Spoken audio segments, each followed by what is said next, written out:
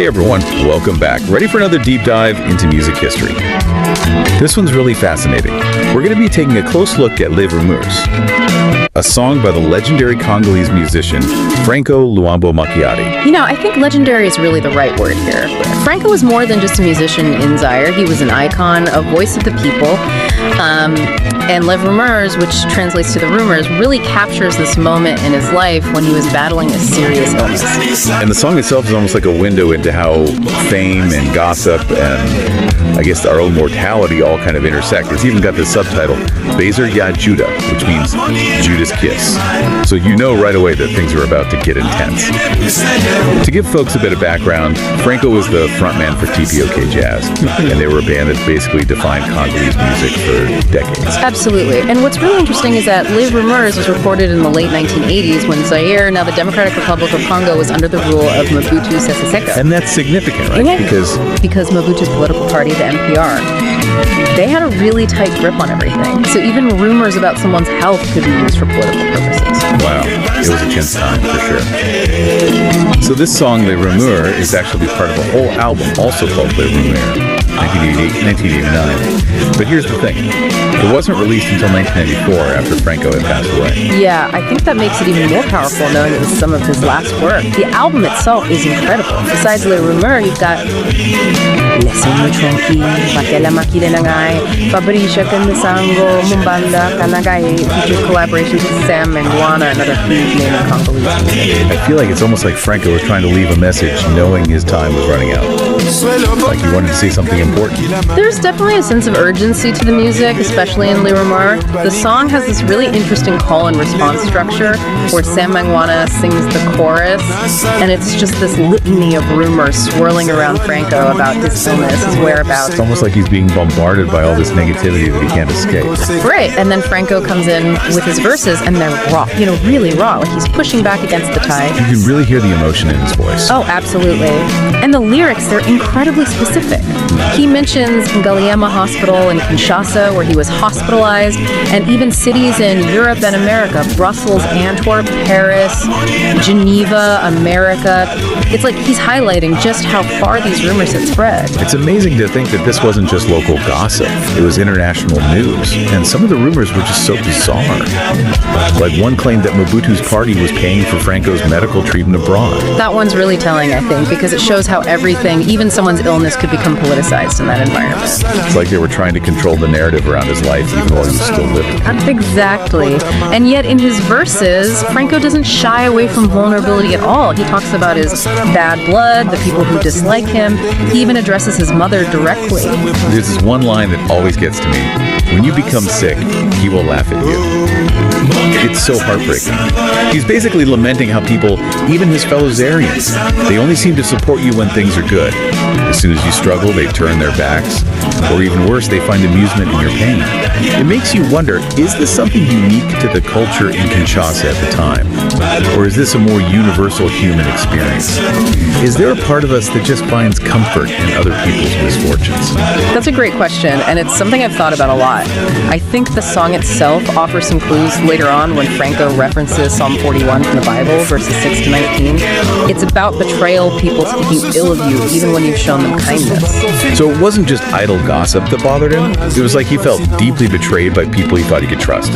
Like, I'm hurting, I'm vulnerable, and people who should be there for me are kicking me while I'm down. Exactly. And throughout the song, he keeps asking, what have I done? You can almost hear the confusion, the pain in his voice.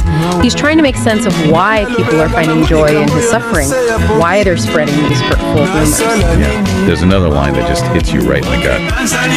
He sings, a person dies and they are laughing at him. They like to see friends' problems so that they laugh. It's such a heavy statement. It really makes you think about the darker side of human nature. It does.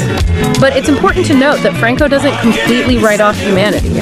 He does suggest that maybe this behavior, this gossiping and delight in others' misery, is particularly bad in Kinshasa, contrasting it with the existence of good people elsewhere in the world. There's that line, this happens only in Kinshasa. A sad person is not in Kinshasa. Right. It's like he's pointing to a specific cultural phenomenon, this pressure to always appear happy and successful even when you're hurting inside. And, if you think about it, that actually ties back to the political climate we were talking about. Under Mobutu's regime, there was this expectation of outward conformity of not rocking the boat.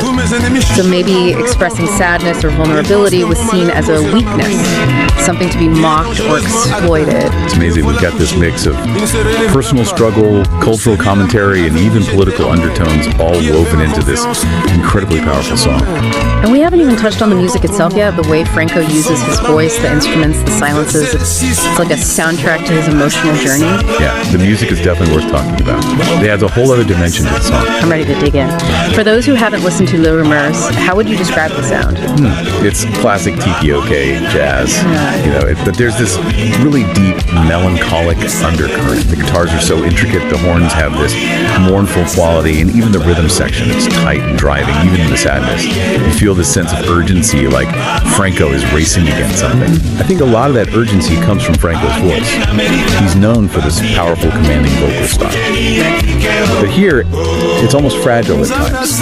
Like it adds another layer of vulnerability to the song. Absolutely. And the way his vocals intertwine with Sam Manguana's in the call and response is just brilliant. Manguana's chorus has this repetitive, almost hypnotic melody that really captures that feeling of rumors constantly swirling around Franco. But then Franco's verses come in like bursts of raw emotion, like he's pushing back against the tide. So it's not just what he's saying, but how he's saying it. The music itself reflects his emotional state. Exactly. And there's another element that I think is so powerful. The silence Franco uses causes these moments of quiet contemplation that give his words even more weight. Like he's inviting you, the listener, to sit with him in his pain, to really feel what he's going through. It's definitely not background music. This is something you have to listen to closely to appreciate. Yeah, Les Rumeurs is not just a song about rumors, it's a contemplation of mortality, the fragility of life, how we treat each other when we're struggling. Now, given that the album wasn't released until after Franco's death, I'm curious, how did people react to Les Rumeurs at the time? Well, the album wasn't officially out, but, bootlegs of the recording were circulating, and people were definitely talking about it. So even back then, there were rumors about the records. Exactly. And because of the political climate under Mobutu, people were reading a lot into it. Was this a political statement? Was this a personal confession? Was it directed at someone specific? It seems like anything could be interpreted politically back then, whether Franco intended it that way or not. Absolutely. And that's one of the things that makes this song so fascinating. It exists on multiple levels. Personal story, social commentary, political undertones. Speaking of the political side of things, do we know how Mobutu or his political party reacted to the song? There's no record of any official response, but knowing how Franco wasn't exactly shy about criticizing Zairian society, I doubt they were thrilled. He was known for speaking truth to power, even when it meant putting himself at risk. Which just shows how powerful art can be. Even a song about rumors can be a form of protest. Absolutely. Franco was a master at weaving social commentary into his music. Le Rumeur is just one example of how he took something seemingly simple like gossip and turned it into this profound reflection on the human condition. Speaking of reflecting on the human condition, I want to go back to that line where Franco sings, "This happens only in Kinshasa. A sad person is not in Kinshasa." It seems like he's making a really pointed observation about the culture there. Yes, and I think there's a lot to unpack there. Was he saying that this kind of gossiping and taking pleasure in other people's pain was unique to Kinshasa? Or was he making a broader statement about human nature? It does make you wonder.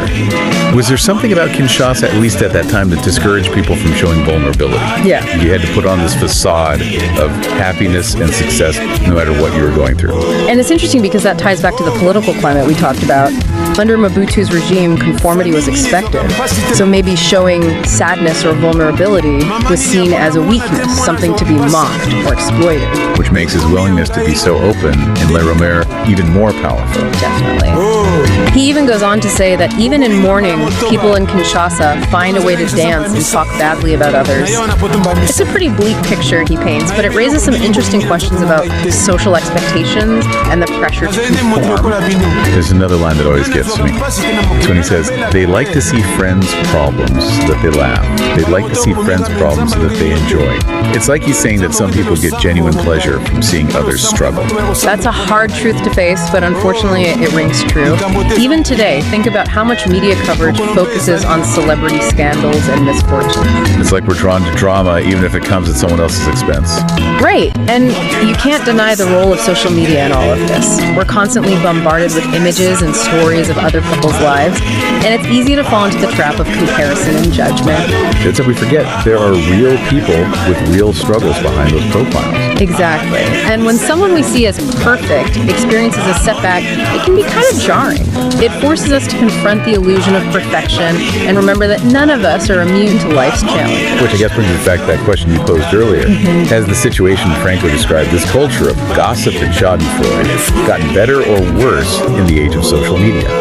It's tough to say social media can be a powerful tool for connection and community building, but it can also be a breeding ground for rumors, hate speech, online bullying. And it's so easy to hide behind anonymity online, which makes people feel less inhibited about spreading negativity. Right, and we've seen time and time again how online rumors and misinformation can have real-world consequences impacting people's lives and careers. So knowing all this, how do we navigate this complex digital landscape?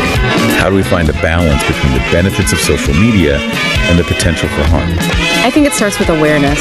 We need to be critical of the information we come across online and be mindful of how our words and actions can affect others.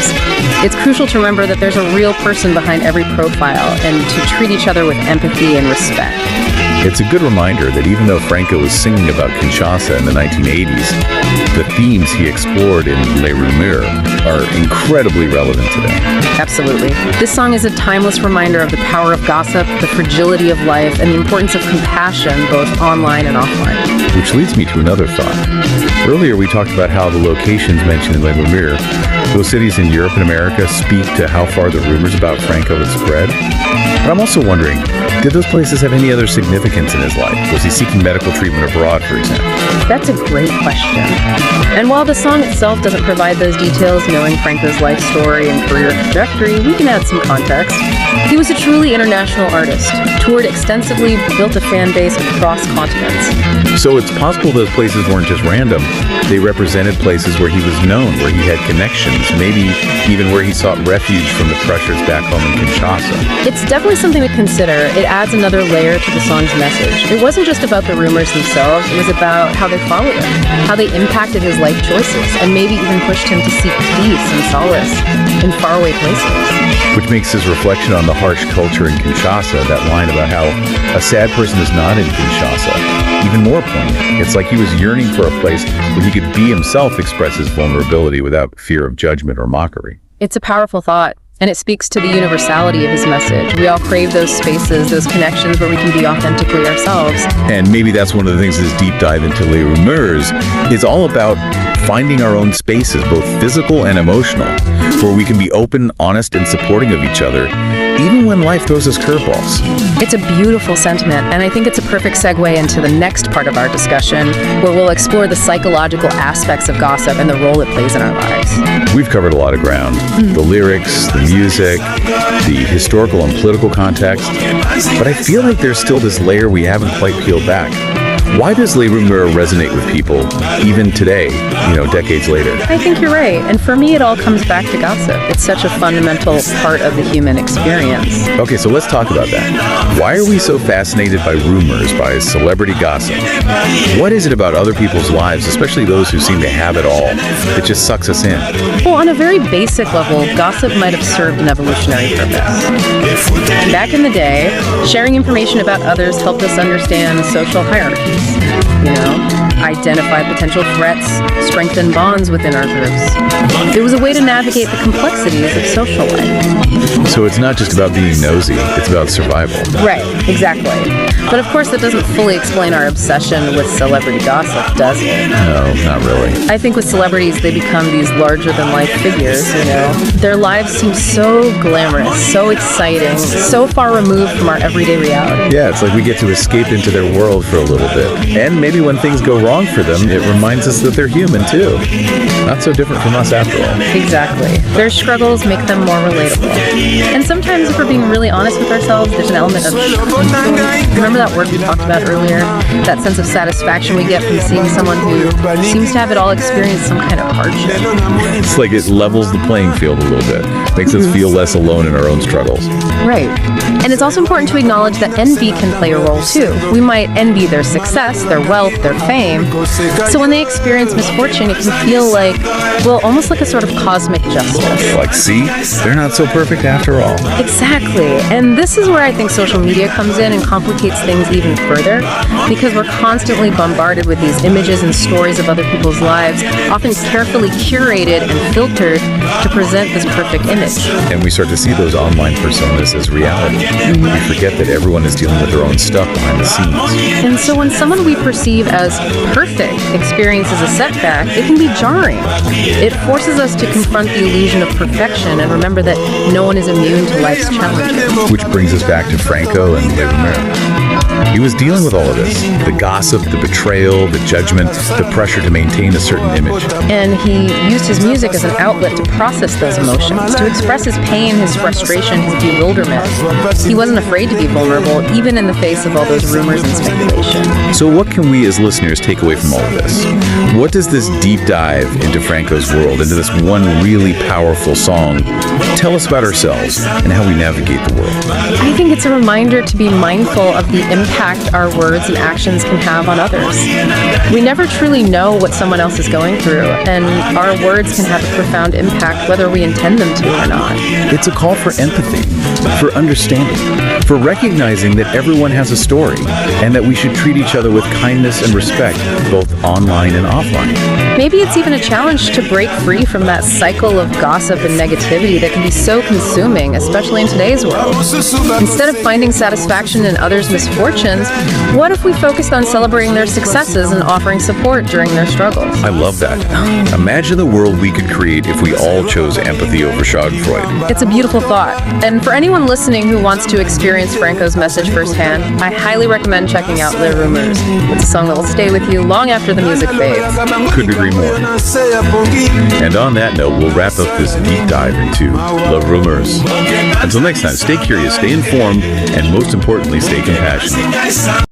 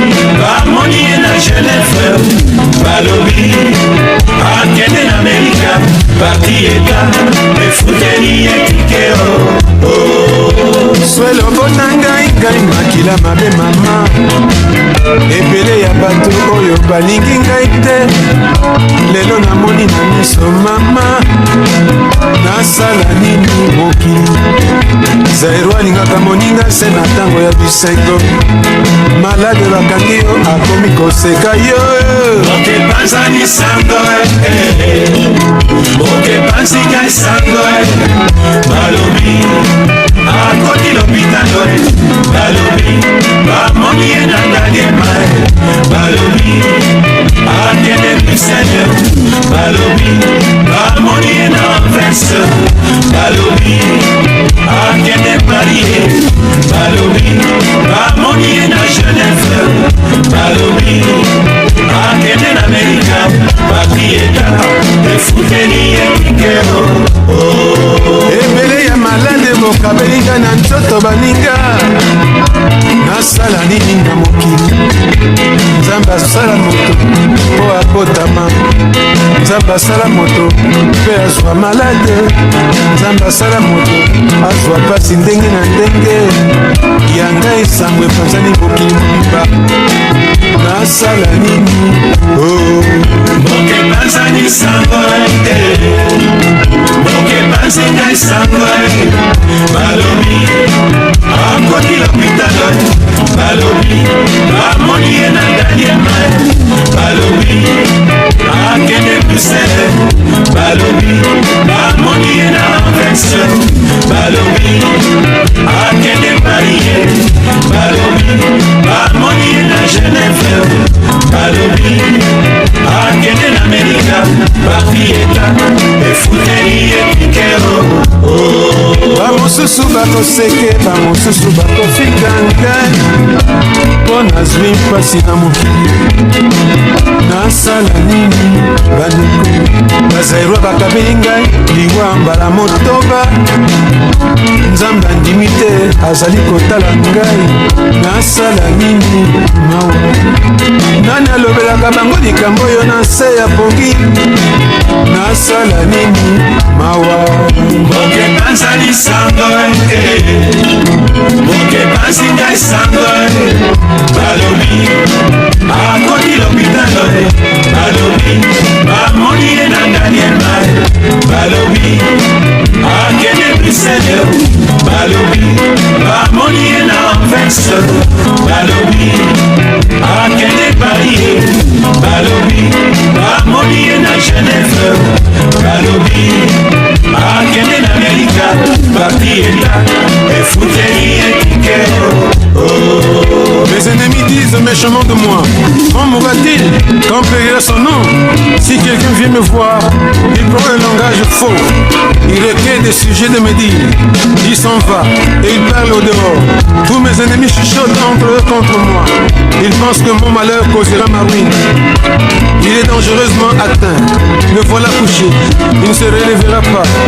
Celui-là même avec qui j'étais en paix, qui avait ma confiance et qui mangeait mon pain, lève le talon contre moi.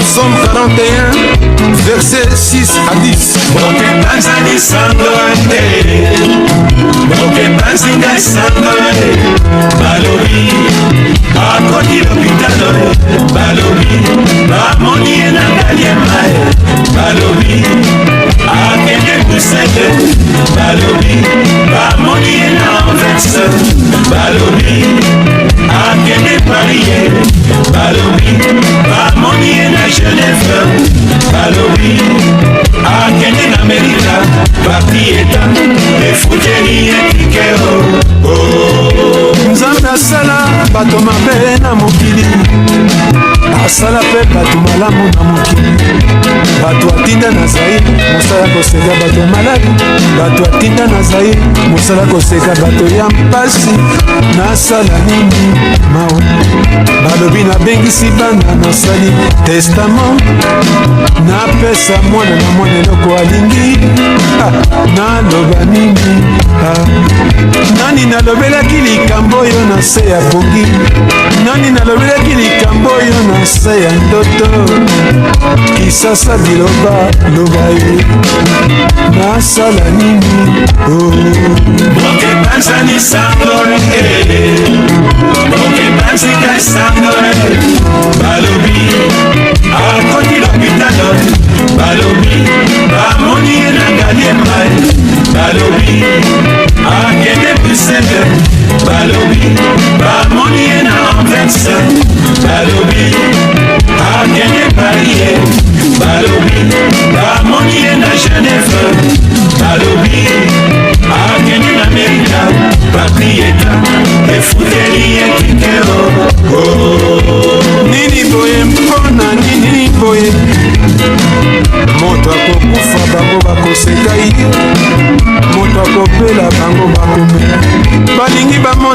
mpasi ya moninga baseka, balingi bamona mpasi ya moninga batondwa. Likambo yango esalamaka mpe na Kinshasa, namona mpe na mboka mosusu te. Kinshasa moto ya mawa azali te, naloba nini? Epai bakolele bembe, epai bakobina miziki, epai bakolele bembe, epai bakoloba maloba mabe. Nasala nini na mokili ya bato? Mpona nini Nzambe asala bato? Bato atinda na Zaïre, mosala koseka bato. Bato atinda na Zaïre, mosala koseka bato ya maladi.